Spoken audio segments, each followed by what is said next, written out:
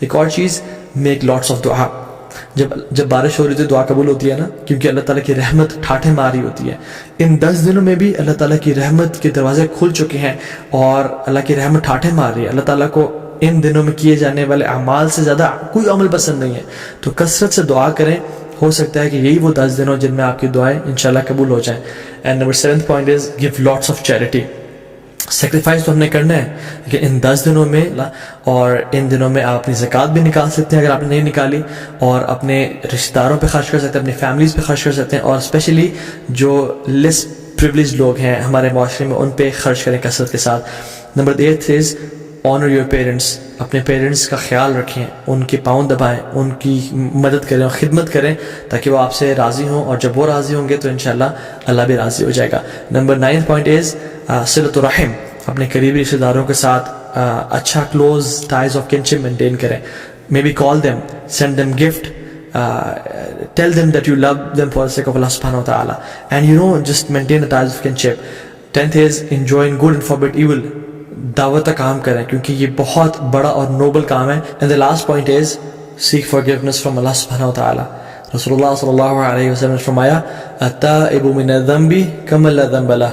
گناہ سے توبہ کرنے والا ایسا ہی ہے جیسے اس نے کبھی گناہ کیا ہی نہیں تھا.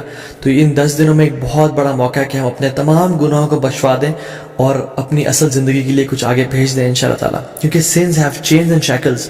اگر آپ ارادہ رکھتے ہیں تہجد پڑھنے کا اور نیک اعمال کرنے کا لیکن پھر بھی توفیق نہیں ہو رہی تو جان لیں کہ یہ گناہوں کی وجہ سے ہمیں توفیق نہیں مل رہی, اور یہ گناہوں کا جو برڈنز ہیں وہ ہمارے کندھوں پہ ہیں جن کی وجہ سے ہم نیک اعمال نہیں کر پا رہے.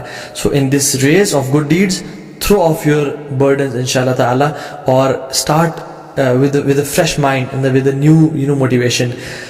What is the dua, what is the best dua for the day of Arafah? Rasulullah sallallahu alayhi wa sallam نے فرمایا کہ جو بہترین دعا ہے جو میں اور پچھلے تمام انبیاء عرفہ کے دن مانگا کرتے تھے وہ کیا ہے؟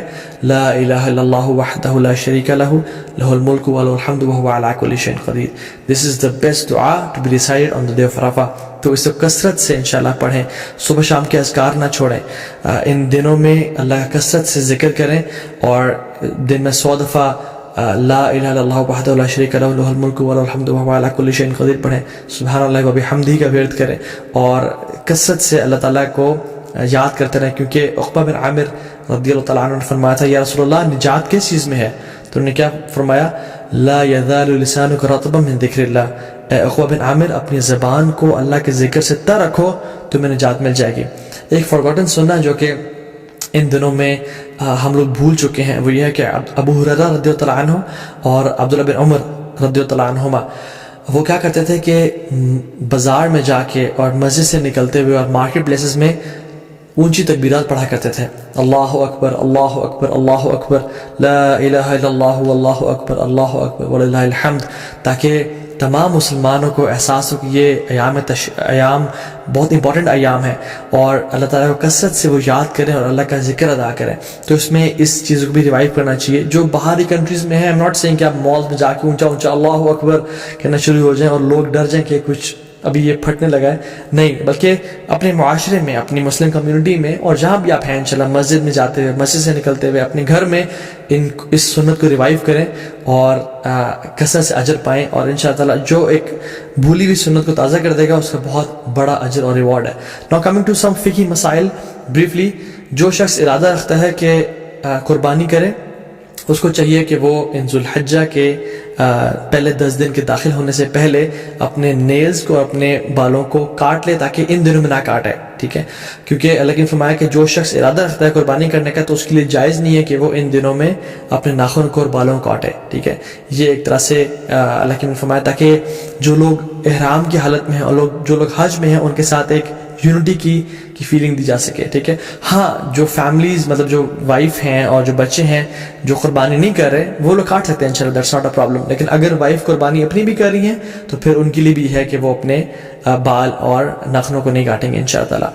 جو لوگ بیمار ہو چکے ہیں یا جو لوگ پرماننٹلی ill ہیں یا جو خواتین عرفہ کا روزہ نہیں رکھ سکتی ہیں بیکاز آف دیئر ڈیز, اللہ سبحانہ و تعالیٰ انشاءاللہ ان کو بھی اس چیز کا اجر دیں گے بیکاز ان کی انٹینشن تھی اگر وہ صحت مند ہوتے یا اگر وہ ان کے حالات ٹھیک ہوتے تو وہ روزہ رکھتے, اور انشاءاللہ تعالیٰ حدیث میں کیا آتا ہے, جو شخص کوئی بھی عمل کرے کنسسٹنسی کے ساتھ اور اگر کسی وجہ سے اس سے عمل وہ چھوٹ جائے تو اللہ سبحانہ وتعالیٰ اس کا بہترین اس کو اجر دیتے ہیں. Now coming to the عید, اللہ اکبر.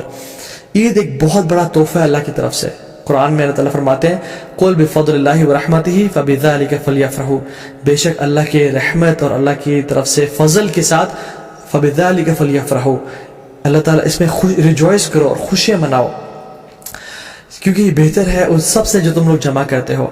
عید کا دن خوشی منانے کا دن ہے, عید کا دن سونے کا دن نہیں ہے. So I would suggest and recommend all the Muslims to have a blast, enjoy your Eid day. دیکھیں مسلمانوں کی 2 عیدیں ہیں.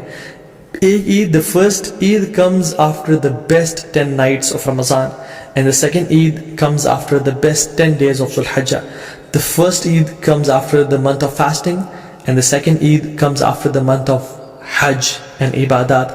The first Eid comes after the best night, which is the night of Laylatul Qadr, and the second Eid comes after the best day, which is the Yawmul Arafah. Or you know, if we ponder upon these Eids کہ اللہ تعالیٰ نے ان کو یہاں کیوں place کیا, تو we realize کہ ہمارا جو عید کا تعلق ہے وہ اللہ کے سامنے عبادات سے ہے, اللہ تعالیٰ کے سامنے سبمیشن سے ہے, کہ جب ہم عبادات کرتے ہیں ایز اے ریزلٹ اللہ سبحانہ وتعالیٰ ہمیں عید کے دن ہمیں گفٹ کرتے ہیں. تو عید کی جو اصل ایسنس ہے نا وہ یہ ہے کہ اللہ تعالیٰ کو راضی کیا جائے اور اللہ تعالیٰ کے سامنے سر جھکایا جائے, اور اپنی اصل زندگی کا جو پرپز ہے وَمَا خَلَقْتُ الْجِنَّ وَالْإِنسَ إِلَّا لِيَعْبُدُونَ, ہم نے انسانوں اور جنات کو اپنی عبادت کے لیے پیدا کیا. تو جب انسان اپنا پرپز آف لائف فلفل کر رہا ہوتا ہے تب اسی انسان کے لیے اصل میں عید کا دن ہے. ابن رجب الحمدللہ رحمہ اللہ فرماتے ہیں کہ عید اس کے لیے نہیں ہے جو نئے کپڑے پہن لے اور خوشبو لگا لے, عید اس کے لیے ہے جو اپنی اطاعت میں آگے بڑھ جائے. عید اس کے لیے نہیں ہے جو کہ بڑے لیوش مینز آف ٹرانسپورٹ لے لے یا اپنا گھر بنا لے.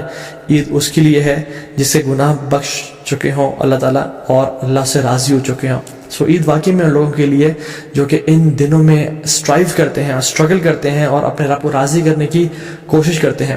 اور عید کی نماز میں ہم لوگ کیا پڑھتے ہیں, ایک رکعت میں سورہ غاشیہ اور دوسری میں سورہ الاعلیٰ, اور سورہ الاعلیٰ somehow ends with بل تؤثرون الحیات الدنیا, تم اس دنیا کی زندگی کو چاہتے ہو, والآخرۃ خیر وابقیٰ, لیکن آخرت کی جو زندگی ہے وہ بہت بہترین ہے اور ہمیشہ ہمیشہ رہنے والی ہے. تو اللہ تعالیٰ قرآن میں فرماتے ہیں ہم لوگوں کے لیے فاستبقوا الخیرات, کمپٹیشن کرو, دوڑ لگاؤ نیکیاں اکٹھے کرنے میں. الی اللہ مرجعکم جمیعا, تم سب کے سب اپنے رب کے سامنے ایک دن اکٹھے ہونے والے ہو. ایک دن آئے گا جس میں ہم لوگ خواہش کریں گے کاش ہمارے نامہ اعمال میں ایک نیکی زیادہ ہوتی, اور کاش ہمارے جو برا اعمال نامہ ہے اس میں ایک گناہ کم ہوتا. تو یہ وہ 10 دن ہیں جس میں سابقون آگے نکل جائیں گے, اور جو لوگ لیزی ہیں, لیتھارجک ہیں, اور جو لوگ پیچھے رہنے والوں میں سے ہیں وہ پیچھے رہ جائیں گے. سورہ واقعہ میں اللہ تعالیٰ فرماتے ہیں وَالسَّابِقُونَ السَّابِقُونَ أُولَٰئِكَ الْمُقَرَّبُونَ فِي جَنَّاتِ النَّعِيمِ, جو سابقون ہیں وہ اللہ تعالیٰ کے قریبی لوگ ہیں, مقربون میں سے ہیں, اور اللہ تعالیٰ کی جنتوں میں ہوں گے وہ لوگ. So if I want for my self, اور آپ اگر اپنے لیے چاہتے ہیں کہ ہم سابقون میں سے بن جائیں, تو یہ وہ دن ہیں جن کا ہمیں فائدہ اٹھانا ہے انشاءاللہ تعالیٰ.